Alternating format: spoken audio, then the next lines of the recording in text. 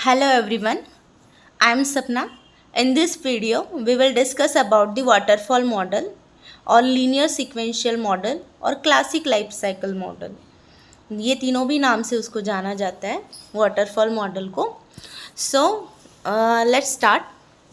The waterfall model is a classical software development methodology that was first introduced by Winston W. Royce in 1970.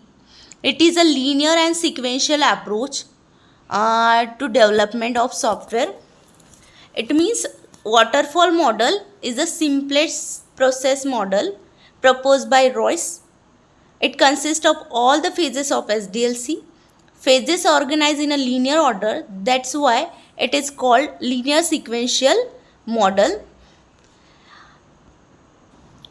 Waterfall model के अंदर भी software development life cycle के सभी phases को follow किया जाता है. ये model similar to the software development life cycle model की तरह है. फॉर एग्जांपल जैसे कि लाइफ साइकिल डेवलपमेंट में हम लोगों ने देखा था, डिस्कस किया था, डिफरेंट फेजेस थे. लाइक रिक्वायरमेंट गैदरिंग फेज हो गया, defining phase, then designing, after designing development phase, development complete होने के बाद then testing phase, testing complete होने के बाद then deployment and maintenance phase. तो सेम फेजेस वाटरफॉल मॉडल के अंदर भी फॉलो किए जाते हैं. And one by one after completing each stage और each phase then and only then we can move forward to the next phase. मतलब एक फेज में हमको सबसे पहले उसको कंप्लीट करना पड़ता है एक फेज को, और उसका जो भी एज अ आउटपुट आया निकलेगा उसको एज अ इनपुट देना पड़ता है नेक्स्ट फेज को. सेम ही फेजेस के नाम है सॉफ्टवेयर डेवलपमेंट लाइफ साइकिल की तरह, और वर्किंग भी सभी फेजेस का ऑलमोस्ट सेम है. और इसमें हम लोग अभी डिस्कस करेंगे वन बाय वन कि हर एक फेज़ के अंदर क्या क्या किया जाता है. और एक चीज़ है कि reverse engineering in waterfall model it is possible but when after the maintenance phase. It means while the waterfall model doesn't inherently include the reverse engineering, it can be applied as a maintenance activity when dealing with a legacy system or when documentation is lacking. For example, if a software component needs modification or if a system needs to be integrated with another, reverse engineering can be used to understand the existing functionality and a structure. It means directly reverse engineering is not possible. So next इसमें हम लोग अभी discuss करते हैं one by one एक एक phase को in a waterfall model. Waterfall model so सबसे पहले समझते हैं कि वाटरफॉल मॉडल को वाटरफॉल मॉडल क्यों कहा जाता है. Because it's a linear sequential approach to development reassembles a waterfall where each phase follows the downward into the next and there's no going back. It's a one way or step by step process with no overlapping phase. It mirroring how water flows over a cliff unable to return. It means no backtracking is available into the waterfall model. It means once a phase is completed, the process move to the next phase and there isn't a defined mechanism to return to the previous phase. It means through some modified versions allow for the limited backtracking. Okay, so it means waterfall model एक downwards की तरह behave करता है. Step by step हर एक phases को follow किया जाता है. जैसे एक स्टेप कंप्लीट होगी या एक फेज कंप्लीट होगा तभी हम लोग नेक्स्ट फेज में मूव करते हैं. और अगर नेक्स्ट फेज में कुछ एरर आ रही, दिक्कतें आ रही, तो हम लोग प्रीवियस के फेज में मूव कर नहीं सकते हैं इसमें most of the time. So no reverse backtracking is also available into the waterfall model, but it is like a software development life cycle model, like traditional model. So we will discuss each and every phases one by one. So first phase is the requirement phase. Next second phase is designing phase. Third is development phase. Fourth is testing phase. Fifth is deployment phase, and then last is maintenance phase. after one by one or step by step process will be happen there. It means पहला phase रहेगा requirements का phase. So the first phase involves gathering the requirements from the stakeholders and analyzing them to understand the scope and objective of the project. मतलब requirement के phase में हम लोग project में क्या बनाना है या फिर कौन सा प्रोडक्ट बनाना है, क्या कस्टमर को क्या बिल्ड करके चाहिए, एंड यूज़र्स कौन से होने वाले हैं, या फिर रिस्क क्या क्या आ सकता है इस प्रोजेक्ट को बनाते समय. इट मीन्स रिस्क एनालिसिस भी इसी फेज़ के अंदर किया जाता है और कंप्लीट रिक्वायरमेंट ली जाती है फ्रॉम द क्लाइंट. जो भी क्लाइंट को एक्सपेक्टेड है हमको वैसे ही प्रोडक्ट बना के देना पड़ता है और वो भी high quality product. So first phase is a requirement phase. उसमें हम लोग कंप्लीट रिक्वायरमेंट लेंगे from the client by doing meeting with them. हम लोग उनकी मीटिंग करेंगे. जो भी प्रोजेक्ट मैनेजर रहेगा या मैनेजमेंट की टीम रहेगी या जो भी सीनियर लोग रहेंगे वो कस्टमर के साथ डील करेंगे, उनसे रिक्वायरमेंट कलेक्ट करेंगे, प्रोजेक्ट के रिलेवेंट सब डेटा और इन्फॉर्मेशन कलेक्ट करेंगे और एक डॉक्यूमेंट के फॉर्मेट में उसको रखेंगे. That is called it as a SRS documentation, that is software requirement specification.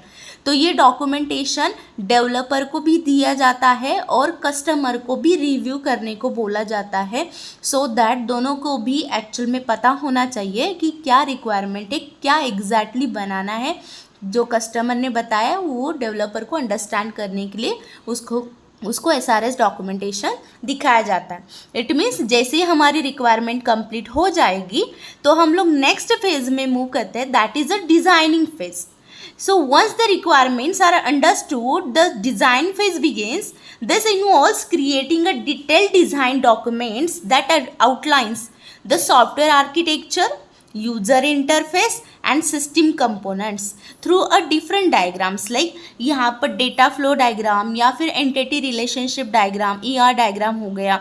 ये अलग अलग तरीके के सॉफ्टवेयर आर्किटेक्चर के थ्रू या फिर यूज़र इंटरफेस के जो भी डिटेल्स रहेंगे उसके थ्रू, जो भी कंपोनेंट्स इन्वॉल्व होने वाले सिस्टम के, हम लोग एक डायग्राम्स के थ्रू रिप्रेजेंट करते हैं, उसकी डिज़ाइन बनाते हैं. It is like a blue print for the development of the software. तो वो कंप्लीट डिज़ाइन बनाने के बाद हम लोग उसको एज अ इनपुट दिया जाता है नेक्स्ट फेज को, that is a development phase. जैसे डिज़ाइन कंप्लीट हो गई तो डेवलपमेंट के फेज़ में उसको भेजा जाता है जहाँ पर एक्चुअल में कोडिंग का काम होता है. जो भी डेवलपर होते हैं वो कोड करते हैं, सॉफ्टवेयर को इम्प्लीमेंट करते हैं. It means the development phase include implementation, involves coding the software based on the design specifications. This phase also includes a unit testing to ensure that each component of the software is working as expected. It means development के phase में यहाँ पर जैसे अभी development का काम चलेगा तो डिपेंड करता है कि कौन सा मॉडल यूज़ करें, क्या करें और किस मॉडल के अंदर कैसे कैसे वर्क को टीम में डिवाइड किया जाता है. दैट इज़ वाई ये यूनिट टेस्टिंग परफॉर्म की जाती है हर एक मॉडल के ऊपर. और यहाँ पर सभी मॉडल एक्सपेक्टेड काम कर रहे या नहीं कर रहे, या फिर जो भी कोड बनाया है वो ठीक से काम कर रहा है नहीं कर रहा है. It means in short testing की जाती है कि इंश्योर करने के लिए जो भी कोड बनाया है, जो भी डेवलप किया है, जो भी इम्प्लीमेंटेशन किया है तो वो प्रॉपर वर्क कर रहा है या नहीं, एक्सपेक्टेड वर्क कर रहा है या नहीं as per the clients requirement. जैसे ही डेवलपमेंट का काम कंप्लीट हो जाए तो नेक्स्ट फेज में मूव किया जाता है, that is a testing phase. In the testing phase the software is tested as a whole to ensure that it meets the requirements and is a free from the defects. It means इस testing phase के अंदर जो भी development की team ने या फिर developer लोगों ने जो भी सॉफ्टवेयर बना के रखा हुआ है, हम लोग उन सभी जो भी यूनिट्स में डिवाइड किया होगा कोड को इंटीग्रेट किया जाता है. इंटीग्रेशन टेस्टिंग भी परफॉर्म की जाती है, एज वेल एज सभी टाइप के टेस्टिंग यहाँ पर परफॉर्म किए जाते हैं और चेक किया जाता है जो भी कोड है, जो भी सॉफ्टवेयर बनाया है, प्रोडक्ट बनाया है, वो एरर फ्री है या नहीं या फिर बग फ्री है या नहीं, वो चेक करने के लिए हम लोग टेस्टिंग परफॉर्म करते हैं. जैसे ही टेस्टिंग कंप्लीट हो जाए सक्सेसफुली, हमारे प्रोडक्ट में अगर कुछ भी एरर नहीं है, कुछ भी डिफेक्ट नहीं है, बग नहीं है, एज एक्सपेक्टेड वर्क कर रहा है, जो भी हमारे प्रोडक्ट में अगर कुछ भी एरर नहीं है, कुछ भी डिफेक्ट नहीं है, बग नहीं है, एज एक्सपेक्टेड वर्क कर रहा है, जो भी कोड बनाया है, डेवलप किया गया है by the developer, then next phase में मूव किया जाता है, that is a deployment.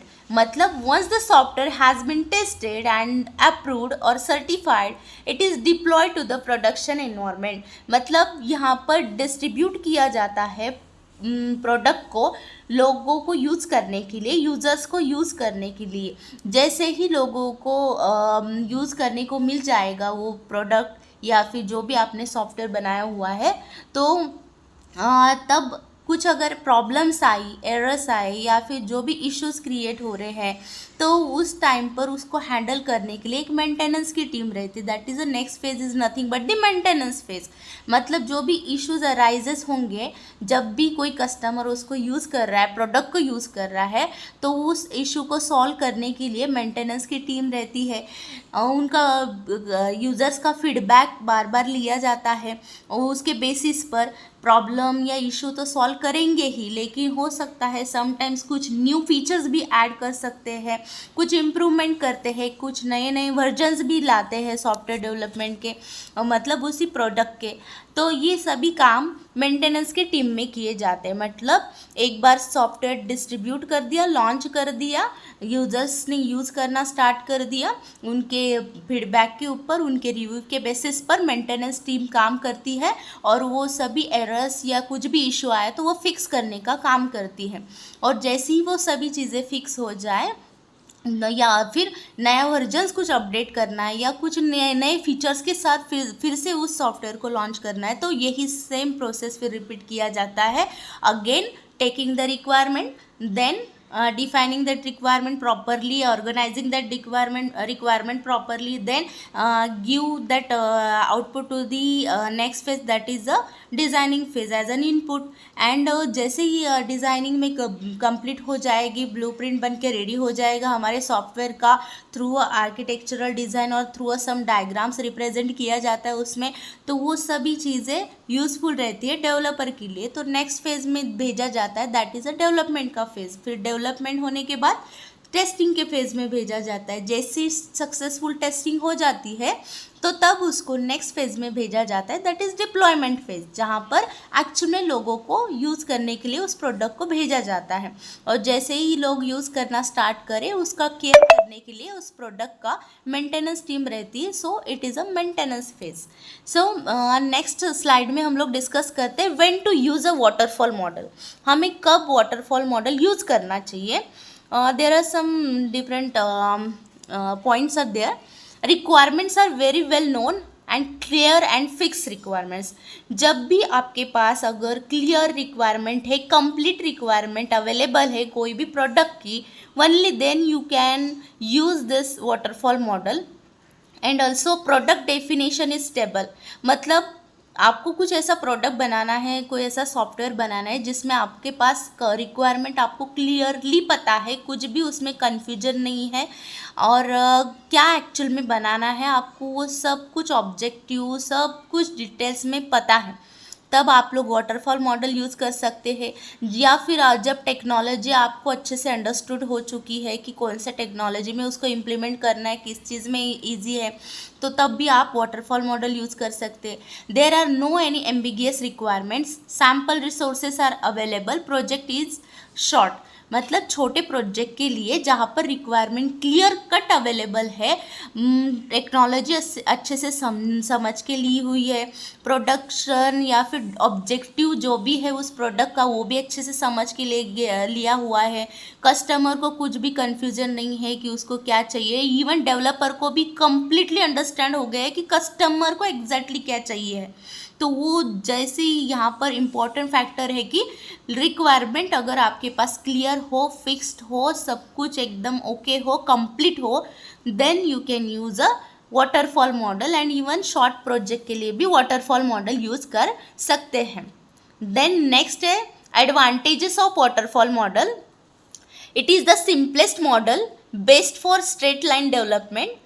It encompasses all the stages of software development life cycle. It divides the task into clearly defined phases, costly and slow but satisfy all the requirements of the user. It means ये simple model है, छोटे project के लिए, short project के लिए आप लोग इसको यूज़ कर सकते हैं. इसमें डेवलपमेंट का काम बहुत ईजी हो सकता है because it follows the software development life cycle. It means it divides a task into clearly defined phases. मतलब एक एक फेज में एक एक कंप्लीट काम किया जाता है, क्लियरली काम किया जाता है. जैसे ही एक फेज कंप्लीट हो जाए, भले कितना ही टाइम लगे, लेकिन वो कंप्लीट फेज होने के बाद ही हम लोग दूसरे फेज पर मूव करते हैं. तो इसकी वजह से ये थोड़ा स्लो भी हो जाता है, थोड़ा कॉस्टली भी हो जाता है, बट एट दी एंड ये यूज़र को बहुत क्वालिटी प्रोडक्ट बना के मिलता है इस तरीके के मॉडल को फॉलो करने के बाद. मतलब यहाँ पर रिक्वायरमेंट बहुत अच्छी क्लियर रहती है, और क्लियर रिक्वायरमेंट का मतलब होता है कि क्वालिटी प्रोडक्ट या फिर डेवलपमेंट का काम भी इजी. नेक्स्ट है disadvantages of waterfall model. First disadvantage is that customer needs a lots of patience, because ये एक एक स्टेप को फॉलो करता है, एक एक फेज को फॉलो करता है, और वो भी सिक्वेंशियल फॉलो करता है, एक के बाद एक लीनियरली. मतलब एक फेज में अगर रिक्वायरमेंट लेने में बहुत टाइम चला जाए तो नेक्स्ट फेज कंप्लीट ही नहीं हो सकता, डिज़ाइनिंग का फेज. दैट इज़ वाई ये बहुत टाइम लेता है कंप्लीट करने को, प्रोडक्शन का काम या फिर प्रोजेक्ट बनाने का. सो इसकी वजह से customer needs a lots of patience. It is difficult for a customer to state all the requirements explicitly, and real projects rarely follows this model.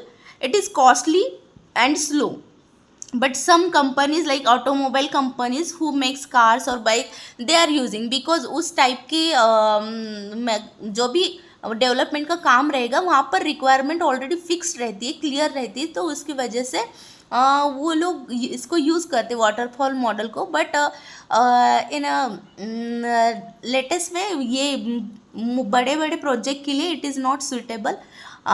छोटा जो भी शॉर्ट प्रोजेक्ट है या प्रोडक्ट बनाना है, वहाँ पर जहाँ पर रिक्वायरमेंट अच्छी सी है और आपके पास टाइम भी बहुत ज़्यादा है उसको समझने के लिए, उसको डेवलपमेंट करने के लिए, और ये थोड़ा बहुत कॉस्टली भी हो सकता है.